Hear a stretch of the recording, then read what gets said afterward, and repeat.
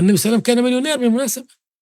الناس تعتقد أنه نحن عندنا صورة خاطئة عن الحبيب صلى الله عليه وسلم. الناس تعتقد أن النبي صلى الله عليه وسلم لا، كان ثريا وكان عنده دخل وكان عنده أملاك.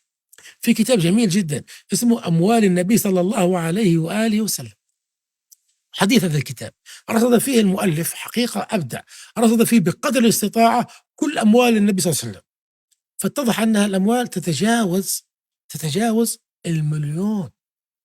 تتكلم عن المليون، ولما نتكلم عن المليون بالدينار حنتكلم عن ملايين الريالات العمانية. تخيل، الإسلام لا يحب الفقر، خدعونا لما يجي يقول لك والله دين الفقر. ما هذا؟ كيف دين الفقر؟ أبدا، ديننا دين القوة. إذا كان ديني دين الفقر، لماذا صلى الله عليه وسلم كان يتعوذ من الفقر وكان يسأل الله تعالى الغنى؟ لكن كم بقي معه من أمواله؟ لا شيء، لأنه كان كريم.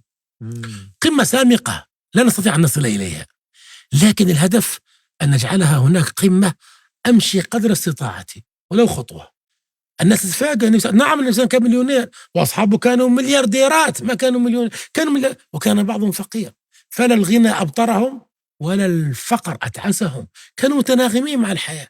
ما كان هذاك يحتقر الفقير ولا كان الفقير يحقد على الغني، لأنه كان في ترابط، كان في إدراك ليش أنا موجود في هذا الكون، في تناغم مع الحياة، إدراك لمعاني الحياة.